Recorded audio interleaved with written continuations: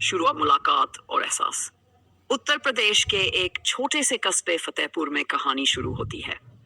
कस्बे में जिंदगी साधारण थी। लोग एक दूसरे को जानते थे। घरों के बीच सिर्फ दीवारें नहीं थी, बल्कि रिश्तों की डोर भी थी। उसी कस्बे में रहता था आर्व, एक 28 साल का लड़का। कॉलेज का स्टूडेंट, सीधा सादा, पढ़ाई में अच्छा, लेकिन सपनों में हमेशा बड़ा सोचने वाला। आर्व का मन अक्सर पढ़ाई से ज्यादा किताबों की कहानियों और कविताओं में लगता था। वो डायरी लिखता था और उसकी सबसे बड़ी चाहत थी कि कोई ऐसा मिले जो उसकी डायरी के शब्दों को समझ सके। इसी कस्बे में एक परिवार कुछ महीने पहले ही लखनऊ से शिफ्ट हुआ था। उस परिवार की एक बेटी थी, अनवी। उम्र लगभग 19 साल, कॉलेज में फर्स्ट ईयर, बेहद खूबसूरत, लेकिन उससे भी ज्यादा खूबसूरत उसकी मासूमियत थी। शहर में पली बड़ी होने के बावजूद उसके अंदर अपनापन और सादगी थी। पहली मुलाकात आर्व पहली बार अनवी से तब मिला जब कस्बे के कॉलेज में वार्षिक समारोह हो रहा था। ऑडिटोरियम में चारों तरफ भीड़ थी। सब अपने अपने दोस्तों के साथ व्यस्त थे। आर्व अकेला एक कोने में बैठा अपनी डायरी के पन्नों को देख रहा था। तभी स्टेज पर एंकर ने घोषणा की, अब हमारी नई स्टूडेंट मिस अनवी एक कविता प्रस्तुत करेंगी। अनवी स्टेज पर आई। सफेद सलवार कुर्ता और हल्के नीले दुपट्टे में उसकी सादगी पूरे हॉल को खामोश कर रही थी।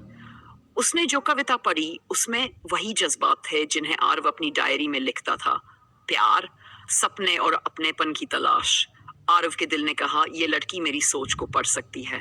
कार्यक्रम खत्म हुआ तो आर्व ने हिम्मत जुटाई और बाहर निकलते हुए कहा, हाय, तुम्हारी कविता बहुत अच्छी थी। अनवी हल्की मुस्कान के साथ बोली, थैंक यू, पर असल में ये कविता मेरी नहीं थी। मैंने इसे कहीं पढ़ा था, बस महसूस करके बोल दिया। आर्व ने तुरंत कहा, तो फिर तुम वही कर गई जो एक अच्छा कवि करता है, दूसरों के शब्दों को अपना एहसास बना देना। अनवी उसकी बात सुनकर थोड़ा चौंकी, लेकिन फिर बोली, तुम्हें भी कविताएं पसंद हैं क्या? आर्व ने मुस्कुराते हुए अपनी डायरी दिखाई। ये मेरी पूरी दुनिया है। उस दिन से दोनों की बातचीत शुरू हो गई। दोस्ती की शुरुआत कॉलेज के बाद अक्सर आर्व और अनवी साथ साथ लाइब्रेरी जाते। आर्व उसे शायरी सुनाता। अनवी हंसते हुए कहती, तुम्हें तो शायर ही होना चाहिए था। धीरे धीरे दोनों की दोस्ती गहरी होने लगी। कस्बे की गलियां, कॉलेज का कैंटीन, मंदिर के पीछे वाली झील, हर जगह उनकी हंसी गूंजने लगी। लेकिन इस दोस्ती में कहीं ना कहीं छुपा हुआ था पहला प्यार। आर्व अक्सर घर आकर डायरी में लिखता, काश अनवी मेरी जिंदगी का हिस्सा बन जाए, पर क्या वो भी मुझे वैसे ही देखती है? पहला एहसास। एक दिन दोनों झील किनारे बैठे थे। हल्की बारिश हो रही थी। अनवी ने अचानक कहा, आर्व, तुम्हें पता है, कभी कभी लगता है जिंदगी बहुत अजीब है। हम जिनसे सबसे ज्यादा बातें करना चाहते हैं उनसे कह नहीं पाते कि वो हमारे लिए कितने जरूरी हैं। आर्व ने उसे गौर से देखा। उसे लगा जैसे अनवी के शब्द उसी के लिए थे, लेकिन वो चुप रहा। फिर अनवी ने उसकी डायरी पकड़कर पन्ने पलटे और बोली, तुम हर रोज इतना लिखते हो, क्या कभी मेरे बारे में कुछ लिखा है?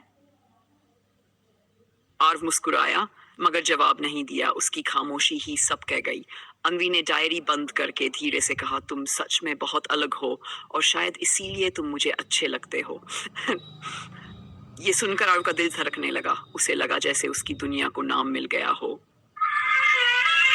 अब तक शब्द, मियां और जुदाई। दिन बीते गए और आर्व और अनवी की दोस्ती अब कस्बे में सबकी नजर पकड़ने लगी थी। लोग फुसफुसाने लगे, ये दोनों हर वक्त साथ रहते हैं, शायद कुछ चल रहा है। गांव कस्बे की सोच आज भी थोड़ी तंग थी। दोस्ती को भी लोग रिश्तों के चश्मे से देखते थे।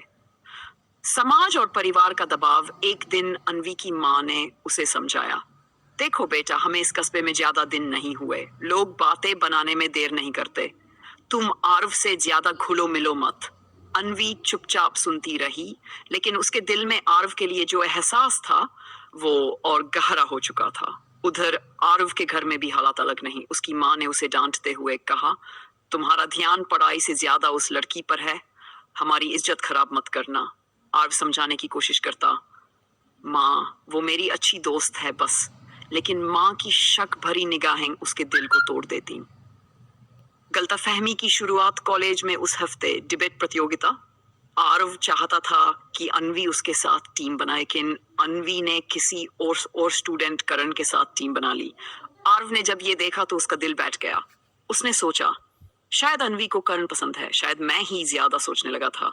अनवी ने समझाने की कोशिश की, देखो करण ने पहले पूछ लिया था इसलिए मना नहीं कर पाई। लेकिन आरव के मन में शक का बीज पड़ चुका था। उसकी खामोशी और दूरियां बढ़ने लगी। जुदाई का पल एक दिन झील किनारे जहां दोनों अक्सर मिलते थे। अनवी ने कहा, आरव तुम मुझसे दूर क्यों हो रहे हो, पहले जैसे क्यों नहीं हो? आरव ने गुस्से और दर्द में कहा, क्योंकि शायद अब मैं तुम्हारे लिए उतना मायने नहीं रखता। तुम्हें करण के साथ हंसते बोलते देखकर सब समझ गया हूं। अनवी की आंखों में आंसू आ गए। तुम सच में मुझे इतना गलत समझते हो? आरव, मैं सिर्फ तुम्हें चाहती हूँ, लेकिन अगर तुम्हें भरोसा ही नहीं तो फिर ये रिश्ता क्या मायने रखता है? ये कहते हुए वो चली गई। आरव वहीं खड़ा रह गया। उसकी डायरी के पन्ने भीगते गए और उसमें लिखे शब्द मिटने लगे। दूरियां और खामोशी दिन हफ्तों में बदल गए। आरव और अनवी अब कॉलेज में मिलते भी तो सिर्फ औपचारिक बातें करते। आरव डायरी में लिखता, मगर उसमें अब सिर्फ दर्द था। अनवी पढ़ाई में डूब गई, लेकिन उसकी आंखों में हमेशा अधूरापन था। दोनों का प्यार बस एक गलतफहमी की वजह से खामोश हो गया था। लेकिन किस्मत की कहानी यहीं खत्म नहीं होती। अब महीनों बीत गए। कस्बे में सर्दियां आ चुकी थीं। कॉलेज का आखिरी साल भी अब खत्म होने वाला था। अचानक हुई मुलाकात कॉलेज में विदाई समारोह था। सब दोस्त एक दूसरे से मिल रहे थे, तस्वीरें खींच रहे थे। आरव कोने में खड़ा था, हाथ में अपनी वही पुरानी डायरी पकड़े हुए। तभी पीछे से किसी ने आवाज दी, क्या अब भी डायरी ही तुम्हारी सबसे बड़ी दोस्त है? आरव ने पलट कर देखा। वो अनवी थी, हल्के गुलाबी रंग की साड़ी में, मुस्कान के साथ, मगर आंखों में हल्की नमी। आरव कुछ कह नहीं पाया, बस उसकी डायरी अनवी के हाथ में चली गई। अनवी ने पन्ने पलटे और पढ़ने लगी। तुझसे नाराज नहीं हूं, पर दिल तुझे भूल भी नहीं पाता। तेरे बिना जिंदगी अधूरी है, जैसे बिना धड़कन के दिल। पढ़ते पढ़ते अनवी की आंखें भर आईं। उसने कहा, अगर ये सब लिख सकते हो तो बोल क्यों नहीं पाए? क्यों हमारी दोस्ती को शक की वजह से तोड़ा?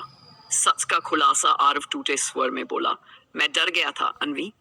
तुम्हें करण के साथ देखकर लगा कि मैं तुम्हारे लायक नहीं, और ऊपर से घर समाज का दबाव सब मिलकर मुझे तोड़ गया। अनवी ने उसके हाथ पकड़ लिए। तुम्हें पता है, करण मेरे लिए सिर्फ क्लासमेट था। मैं तो हमेशा सिर्फ तुम्हें चाहती थी। तुम्हारे साथ बैठकर, तुम्हारी बातें सुनकर, यही मेरी दुनिया थी। आरव की आंखों से भी आंसू बह निकले। दोनों खामोश खड़े रहे, मगर उनके दिलों ने सब कह दिया। परिवार का सामना अब सबसे बड़ी रुकावट था, परिवार और समाज। आरव ने हिम्मत जुटाई और अपनी माँ से साफ कहा, माँ, अगर मैंने अपनी जिंदगी में किसी को सच में चाहा है तो वो सिर्फ अनवी है। अगर आप मेरे साथ नहीं होंगी तो शायद मैं खुद को खो दूंगा। माँ ने चुपचाप आरव की आंखों में देखा। पहली बार उन्होंने अपने बेटे की आंखों में सच्चा डर और सच्चा प्यार देखा। वो पिघल गई। उधर अनवी ने भी अपने माता पिता से साफ कह दिया, अगर मैं किसी के साथ खुश रह सकती हूँ तो वो सिर्फ आरव है, वरना मैं कभी शादी नहीं करूंगी। काफी मान मनोवल और रिश्तेदारों की बातों के बाद आखिरकार दोनों परिवार मान गए। प्यार का अंजाम कुछ महीनों बाद कस्बे की उसी झील किनारे, जहां पहली बार बारिश में दोनों मिले थे, अब बारात सज चुकी थी। आरव और अनवी दूल्हा दुल्हन बनकर आमने सामने थे। आरव ने मुस्कुराकर कहा, याद है तुमने कहा था कि जिनसे सबसे ज्यादा बातें करना चाहते हैं उनसे कह नहीं पाते कि वो हमारे लिए कितने जरूरी हैं?